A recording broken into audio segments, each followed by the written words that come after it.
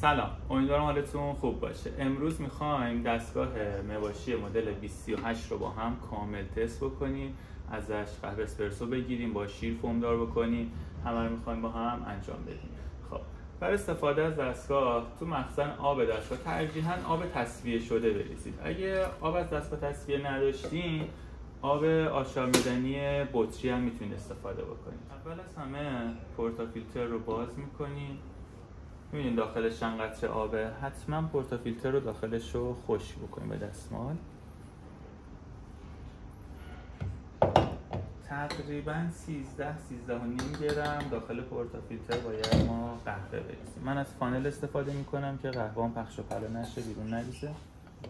این به هم چسبیدگی های قهوه رو میبینید. زمانی که دارم با نیدل این رو هم میزنم، همه این گوله گوله ها رو از بین میبره، قهوه‌ام رو صاف و یک نواخت میکنه کامل. لولر رو میذاریم و میچرخونیم، باعث میشه سطح قهوه‌ای که این داخل ریختیم داخل پورتافیلترمون هستش کامل صاف بشه و با تمپر فشردش میکنم. الان قهوه‌ام برای عصاره‌گیری آماده است، ولی قبلش حتما باید از دستگاه قد یه شات آب خالی بگیرم. این باعث میشه که آبایی که قبل داخل لوله هست تخلیه بشه، یک بار آب داغ از بین لوله عبور بکنه، همه اتصالات و لوله های دستگاه کامل داغ بشه. پورتافیلتر رو میبندم و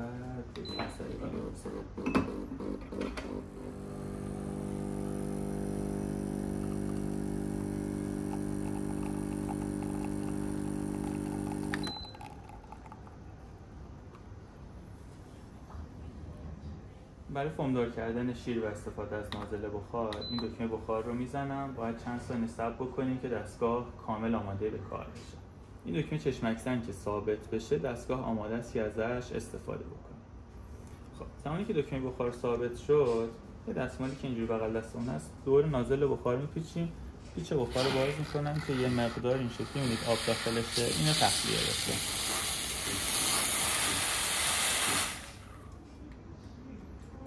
پیچرم رو قبل داخلش شیر ریختم و نازل بخار رو روی سطح شیر قرار میدیم. این حالت دورانی که مشاهده میکنید باید حتما اتفاق بیفته. اگه شیرمون این شکلی دوران نداشته باشه، فقط فومدار میشه و فوم و شیر از هم جدا هستن در اون لحظه. قبل از اینکه شیرم رو استفاده بکنم، با همین دستمالی که مرطوبش کردم نازل بخار رو تمیز میکنم. باز پیچ بخار رو چند ثانیه باز میذارم، یه مقدار شیر داخل نازل بخار رفته تخلیه بشه بیاد. خب الان آماده است که شیر قهوه‌مون بشه.